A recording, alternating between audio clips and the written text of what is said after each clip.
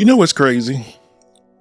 We would spend $200 on a course to find ourselves, but we want to sit 20 minutes quietly with our thoughts. And if we're honest, we don't just avoid silence in our personal life, we avoid it in our relationships too. Because silence isn't just quiet. Family silence is exposure.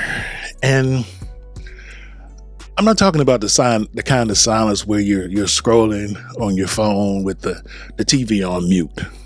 I'm talking about real silence, the kind that makes you uncomfortable, the kind where you can't hide from what's going on inside you or between you and the person that you love. But here's the truth that we don't want to hear.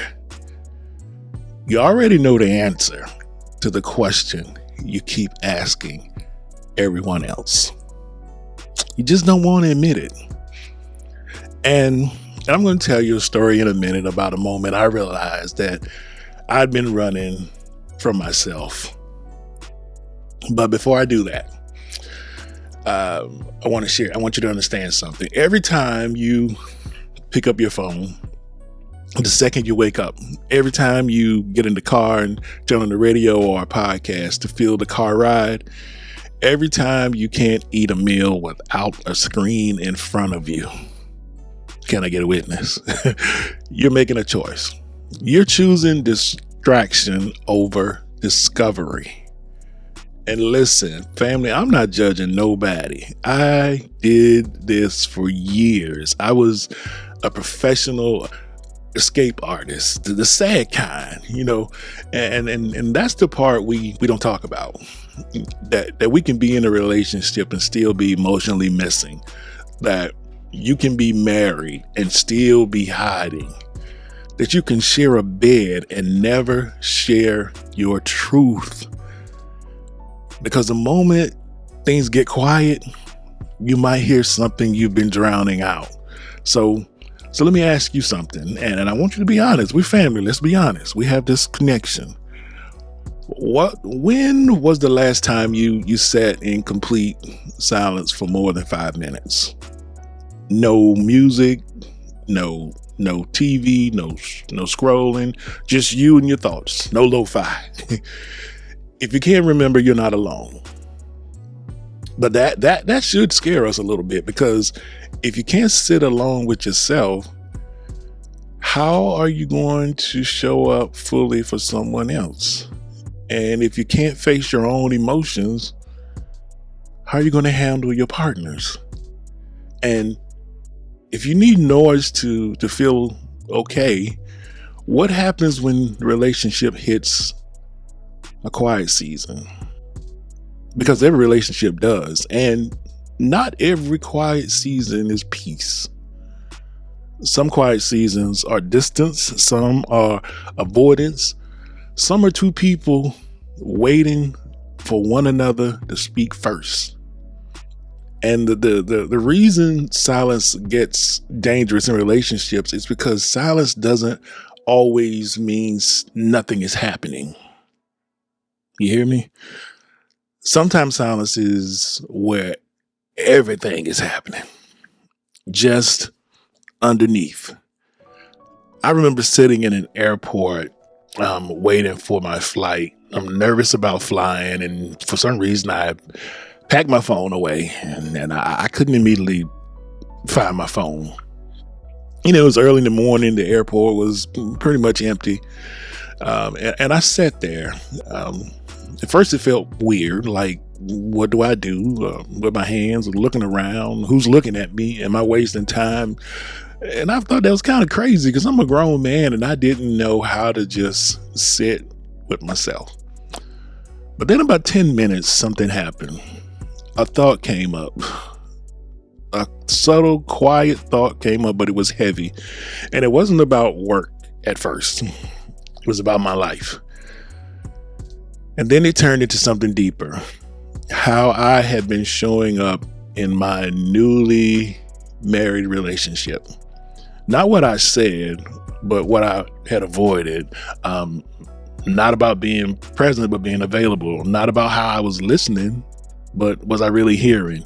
And how I had settled into we good instead of intentionally investing and ensuring that my relationship was healthy. Family, settling in a relationship can create conflict. And be honest, I didn't want enough more conflict. There was enough stress going on that job that I had. But here's what I learned. Avoiding conflict doesn't create peace. It creates distance. And in that silence, I couldn't run from it. And that's when I realized something that shifted everything. A lot of relationship problems don't start with betrayal or some other situation. They start with avoidance, with unspoken truths, with emotions we swallow, with saying I'm fine when we're really not, with I'm doing what I gotta do, with I don't want to start an argument, I don't want to hear it. When we really are saying underneath, I don't trust you to hold my truth. You can't handle my truth. And that hits, because some of us aren't scared of silence. We're scared of what silence will allow us to admit. I'll admit, silence is terrifying because it forces you to confront the truth. And the truth doesn't care about the story you've been telling yourself. Silence doesn't let you hide being busy. Silence doesn't let you hide being I'm tired. Silence doesn't let you hide behind that's just who I am. And silence asks the question you've been dodging. Questions like, am I actually happy? Or are they happy? Or are we just comfortable? Am I emotionally safe in this relationship? Or am I just committed to the image of it? You know, those social media things, posting that we do. Am I scared to ask for what I need? Or I'm hoping that they'll figure it out? Or am I choosing my partner, or am I just living next to them? And if nothing changes, am I okay with this being the story, the rest of our story? And here's the part that stings. A lot of people don't really leave relationships because they stop loving. They leave because they got tired of the unknowns. Unknowns by their partner. And sometimes unknowns by themselves. Because when you avoid silence, you avoid the conversations that silence is begging you to have. And I know what you're thinking. I know. Been there, done that. Okay, so I sit in silence. Then what? Now what? I feel you. Like I said, I've been there. Silence without intention, family, is just sitting around. Let's just keep it above. So here's what I want you to do. I want you to set a timer for 10 minutes. No phone, no music, no lo-fi, no distractions. Just you. And in those 10 minutes, I want you to ask yourself one question. Not 5. Don't write a list. Just one question. But ask it like your relationship depends on it, because quite honestly, it just might.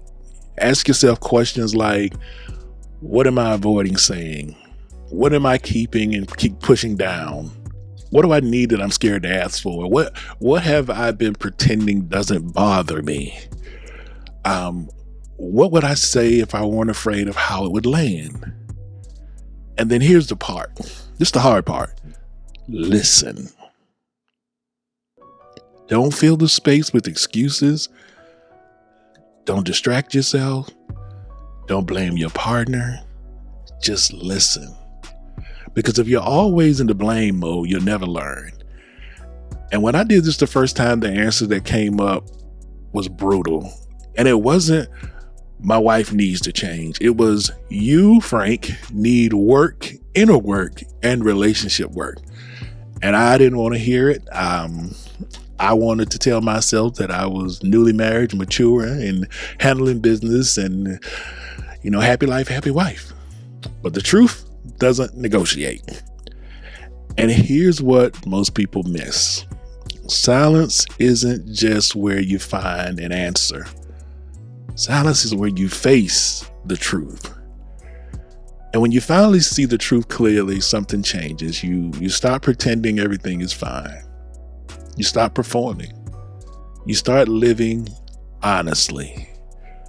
And when you become more honest with yourself, you become more honest in your relationship. And that's where intimacy actually starts. And not in the bedroom. In truth, in courage, and in vulnerability. And in saying that, it's saying the thing that you've been rehearsing in your head. Because the goal here is we can tell the truth and still stay connected. Now, if you come up like me in the faith community, have a faith background, you might remember that there's a line in Ecclesiastes, I believe it's 3:7. It says that there's a time to keep silent. Now, I'm not preaching at you, but there's something real in that. Even thousands of years ago, people understood being silent was helpful. Brother Lawrence wrote a book about it. You should look that up. It's about wisdom. Because silence is where you hear what you've been ignoring. And whether you call it God, the universe, intuition, or your deeper self, what matters is you can't hear anything if your life is always busy. And this is why so many couples feel disconnected. Because we're out here talking, posting, scrolling, consuming, planning, worrying, constantly moving. And we wonder why we feel distance. It's because we never stop long enough to listen or pay attention. Not just to ourselves, but to each other. Because here's the truth. Some of the biggest relationship moments don't happen during the argument. They happen afterwards when everything gets quiet. When you're both lying there, when the tension settles. When your pride wants to win, but your heart wants to be known. When you make up, and in that silence, you get a choice. Do I protect my ego, or do I protect us? So let me ask you a question. What are you running from? And what questions have you been avoiding? What truth are you drowning out with podcasts, social media, busyness, and noise? Because during this season of running and finally stopping, I've learned this. The answer you seek are already inside you. And the moment you stop running, and the moment you sit with yourself and actually listen, I believe everything begins to change. Now, because silence doesn't magically fix your relationship, but because silence tells you what your next honest step is. And sometimes that step is, I need to apologize. I need to grow up. I need to speak up. I need to stop shutting down. I need to set boundaries. I need to ask for help. I need to stop waiting for them to change while I stay the same. And I'm not saying this is easy. Trust me. No. I'm not saying it's even comfortable. It's very uncomfortable. But what I am saying is worth it. Because you can't build a healthy relationship on a foundation of distraction and noise. You can't become the partner you were meant to be if you're too afraid to meet yourself. So here's my challenge today. Right after you finish watching this video, I want you to set a timer. Set a timer for 10 minutes and sit in silence. Ask yourself one question and listen. Don't judge the answer. Don't run from it. Just acknowledge it. Because the relationship you've been praying for, the peace you've been chasing, the intimacy you miss, the version of you that you know you're capable of is waiting for you on the other side of the noise. Now, family, if this hit you the way it hit me, I want you to share this with someone who needs it, someone who's been running, someone who's been coming to you with the same question over the last year, someone who's been avoiding that silence. And if you want more content like this, I want you to do me a favor. I want you to subscribe, like and subscribe to this channel. Family, this channel, I do this to help couples improve communication, stay emotionally connected. I try to provide practical tools, encouragement, and make daily choices that help strengthen and protect a healthy relationship. That's why I do this. Now, family, I believe in you. I believe you already have the answer, or that you will get the answer that you're looking for. Now it's time to stop running, and it's time to start listening. And that's where the real connection happens. I'll see you in the next one.